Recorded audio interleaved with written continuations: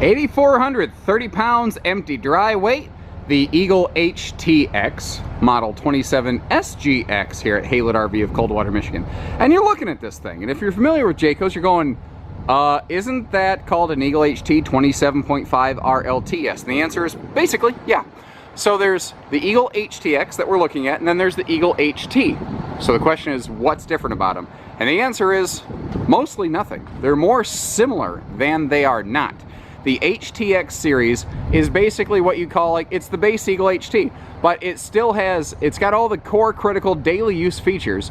The difference is you just can't apply a whole bunch of silly, crazy options to it and get it knocked out of an effective price point. That's really all this is it's Jayco saying, all right guys, we build a very nice smaller fifth wheel for folks looking for a smaller base package, and we're trying to keep it priced accordingly, and you dealers and you customers out there, you keep trying to add all this stuff to it. So this is the one that basically you just can't add anything to it. It just is what it is, and it's how it is, and it's great how it is.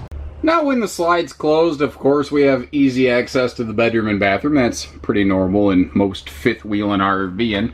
When we switch around though, one of the hiccups of having these opposing slides is that it gets awful cramped when you're trying to get through here. Now, if you're real tiny, you could probably sneak through there, or I guess you could slide over the countertop if you had to get to that fridge. So it's not the most access friendly with the slides closed, but I guess if your life depended on it, not that I think it ever would, but hypothetically if it did, you could still probably get through here. And once again, especially just a quick surface cursory glance, you really have to know what you're looking for to actually visibly spot any differences between this Eagle HTX and the Eagle HT 27.5 RLTS. So if you think of it like trim packages, this is more the simple smart package versus the jazzy upgrade package. But they both offer a lot of the same things. Like we got those cool rear recliners with those opposing slides and just loads of windows. They still do a good lighting package in here, and it's actually still the same touch-sensitive dimmer switch package you have in the full-blown HT. We still have whisper ducted air, because if you don't see the square, then you won't hear the air. That's RV Nerdism number 37 for those taking notes. The air conditioning is one of the very few things you can upgrade on this to a 15K unit. Normally that would be a standard 13.5. Again, the idea behind this one being a little more price sensitivity. We still have the nicer materials, like that you can tap on this and you can hear the difference between the real wood fascia here and like the fiberboard fascia that's more common in this segment. So it's price effective, but it's not cheap. It's not chintz. You know what I mean? There is a difference there. And it does still have the same good guest sleeping capacity of its 27.5 brother-sister. So just like the full HT proper, we still have this full tri-fold sleeper sofa over here. There's still a nice little chunk of storage below it, which is great for self-storing its own little blankets. And you do still maintain use of one of those two push-back swivel recliners. So if you need to put down an extra 2 to 3 people back here, you can, for a total sleeping capacity of 3 to 5 in this. And you can see that we also have excellent privacy, or if it's going to be hotter than the dickens outside, which I'm not sure how hot the dickens is, but based on the way that we say that, it must be pretty darn hot. You can pull down all these like near blackout nightshades and really block the sun or the nosy neighbors who just don't need to be looking into your camper. Now, speaking of windows, one of the cool things about this floor plan is, first of all the windows open for airflow. Again, they were cost sensitive. They were not cheap. They were not chintz when they put this together. It's just like, it doesn't have the throw pillows that go with the sofa. It's that kind of stuff that's going to separate an HTX from an HT. It's little piddly things. It's nothing major. All the core stuff is still here, like pocket screw cabinets that are self-strutted for those overhead doors, like tons of windows to give you visibility and airflow all over the place. And we still have this nice hardwood freestanding table and chairs, and you see that you still get a pair of those fold-away guest chairs. You still have motion sense, or not motion sense, but touch sense dimmer lighting even within the slide out, and those little like almost farmhouse style accent lights. Everything that still matters is here. It's a package I like to call all thriller, no filler. But anytime you start getting into something like that, you know, you have to also take into account all the different aspects of the RV, such as storage capacity. And back here at this table, it really kind of starts right here. So here's a quick look at one of the two fold-away guest chairs that you have here. This is a couple's rig. Most of the time that is how it's going to be used. So they give you a pair of full-time chairs, and then a pair of fold-away chairs that you can store under the front full 60 by 80 queen bed. You also have a extension leaf here to be able to give everybody, you know, all the adults, the elbow room you need, and the handy little self-supporting flip top on that table to give you a little bit of like desk storage space. Now down here in the entertainment center, every little nook and cranny they could opens right up. The HTX is going to be a series where you don't add a fireplace. You're looking for jazzy stuff like that? That's the HT, not the X. We're gonna X it out. Marketing. Anyway, the stereo down here still has an HDMI input and USB power plug, so if you want to get like a Chromecast stick or something, you can. Now they're still running an HDMI plug in this shelf here. If you do want to expand your entertainment options, you have an easy way to do so. Now the TV is obviously double jointed and can swing out easily, but that also makes it a little bit simpler to get to some of the storage behind it, as well as the plugs behind the TV, so you don't have to do the claw behind the TV trying to guess it, you know, where you're plugging that sucker in. No issues there. Now you might also notice that all of the cabinetry does have hidden hinges on it to give it that nice clean look. Very good clean execution. I've already mentioned pocket screwed. Down here in the kitchen area, you've got easy reach appliance outlets around your countertop space, and that's something that a lot of RV kitchens really suffer from, because appliance cords just keep getting shorter. Speaking of cords, this is going to throw some people off. I need to explain what this is here. This is a Furrion Bluetooth speaker mount that also has two USB charging plugs on it. So your HT, and now by extension HTX series, had household outlet here with a pair of USB plugs. And it still does. So the natural question is, well, where's my mount? Or where's my speaker? The speaker does not come with this. What Furrion did basically is to help generate interest and generate sales in their speakers, they basically gave the mounts to the RV manufacturers for free. So it's no less than it ever was. But then they have a very expensive Bluetooth speaker that hooks onto that. And it is neat to be able to move that around, but frankly guys, for less than a third of the price, you can go on Amazon and pick out any Bluetooth speaker you want. So there's a tip from your Uncle Josh. We're not always just trying to upcharge and ding you for stuff, guys. We do try to be very smart and reasonable with your money when it comes into these things. That's why we put these videos together to help educate you. Now we've got sealed edged press membrane countertops here in your kitchen area and in the bathroom, which is nice too, your water source areas. And that's how they're able to recess this nice stainless sink. And again, you're still getting the same nice fixtures, the same nice hardware here in the HTX series, like this chef grade bamboo cutting board, the aluminum drying rack, the nicer metal fixtures, not the plastic metal looking nickel plastic stuff. Still have an 8 cubic foot fridge freezer. They did not scale down to a 6, which in a more price sensitive segment I could have very easily seen them do, but they did not. We still have a nice place for a wastebasket down here. We still have drawers to the floors of the HTX. So everything that really matters. Again, that's the message. Everything that matters, nothing that doesn't. Although you do have a couple neat little fluff things, like we're actually going to get to see this remote control in process later. Now, coming up here to the bedroom area, or bathroom and bedroom, I suppose, couple neat things. Right above that shower, you've got a little, if I can find the correct switch for it, I never remember what switch it is offhand. Oh, wow, sharpshooter.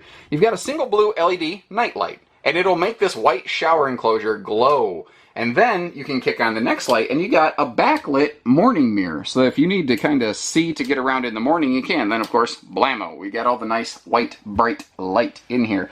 Tons of floor space. Notice that there's not a heat vent or anything like right in the floor, right in front of the shower. But something that kind of shocks some people as they turn around here, your decor changes when you get into the bathroom of an Eagle fifth wheel, whether it's the HTX, whether it's the full HT, the whatever.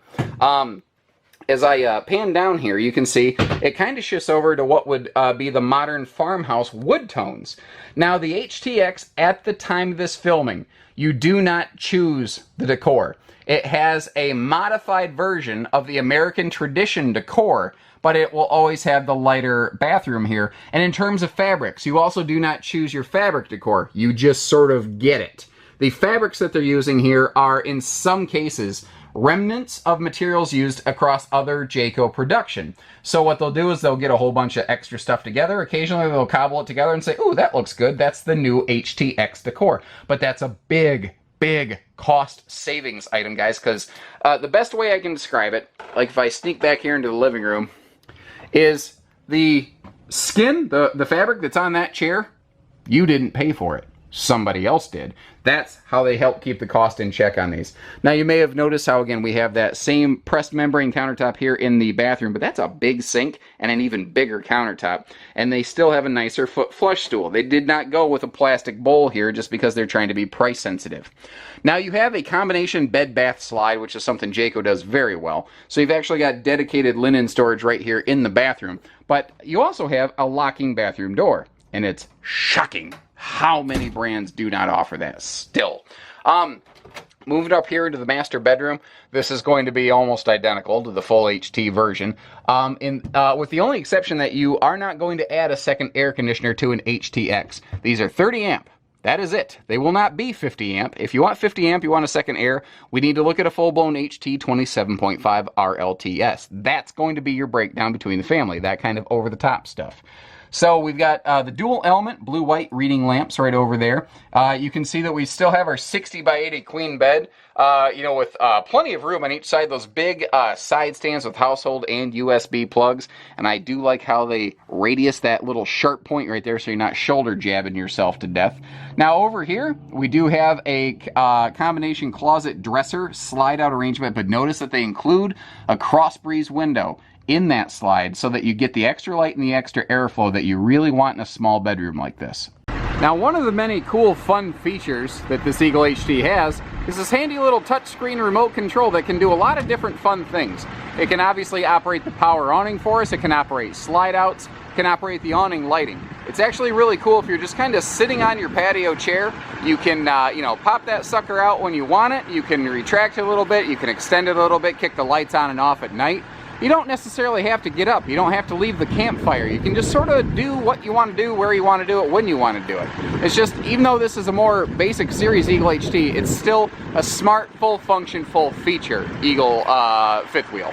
And now that the delivery driver who brought this thing in is pulled away, I work quickly. Sometimes people ask, I check that link for pricing and availability, and there's no price on it. What gives, dude? Well, I work fast, guys, and sometimes I can get the stuff online quite often, actually, before it actually processes through the office. Give it a day. Give me a chance. I'll catch you up. So we got to see the awning. We still have all LED tail and marker lights. Again, they're not scaling down on anything that's critical. Now, those extra, glowy nose beams on a full-blown Eagle HT, you won't find those here, because, again, that's that kind of fluff stuff. It's fun. It's neat. It's cool. But is it functional? Is it required? Not so much. Then it's not on the HTX. That's the logic.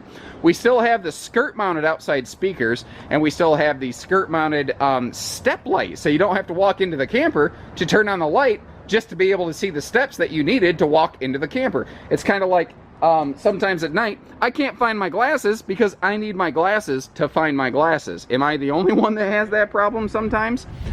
We've got the, still have the double, slam compression latches. Still have motion sense lighting down here with outside TV hookups. Another one of those USB charging hubs, and that's what I'm going to call it. If you choose to spend a lot of money on the Furrion Bluetooth speaker, great. I'm proud of you guys. I know that the one that I have for 20-30 bucks gets the job done too. And it just might set here instead of mount there. It is neat, don't get me wrong, and it does sound good, but I don't know. Same cargo flooring here that you see in the Big Brother Eagle HT is there. The same insulation package as Big Brother Eagle HT is still here.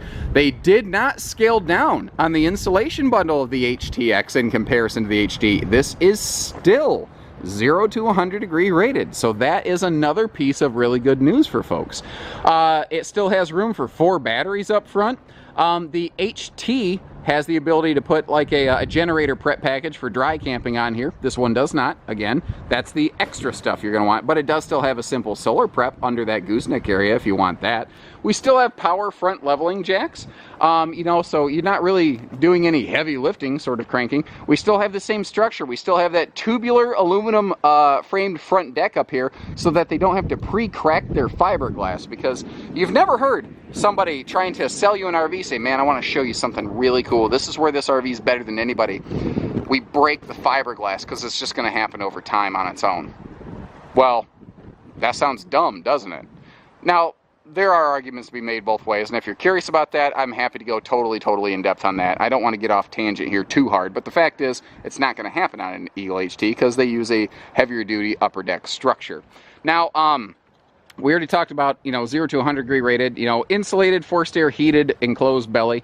We do have a simple water cable dock station over here that is also your outside shower.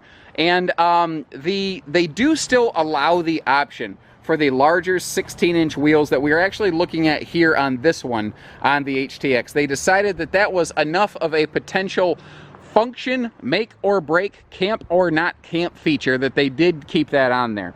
I have a feeling, though, you're going to find most of the HTXs out there with the 15-inch wheels, and we are really kind of test marketing both ways to see which way you want to go. It does still maintain the adjustable suspension height on the HT series as well. We still have the J-Smart lighting package. If you're not familiar with that, you might note that up top there are extra clearance lights. When you shift on, let's say, the left turn signal, the upper clearance lights on the front and rear and all side marker lights will blink along with the tail turn signal to give the other drivers on the road a better, clearer understanding of your intentions to enhance your safety package. Now, our safety experience, as it were. Now, the RT in SMART, S-M-A-R-T, stands for reverse travel. Just above that Furion rear view camera prep, there's also a bright white reverse travel light so that, if you do shift into reverse at night, you can have a little better view of your campsite. It still has the best-in-class 3,000-pound rated factory towing hitch. Not an accessory hitch, but an actual tow-rated hitch with a 300-pound tongue weight.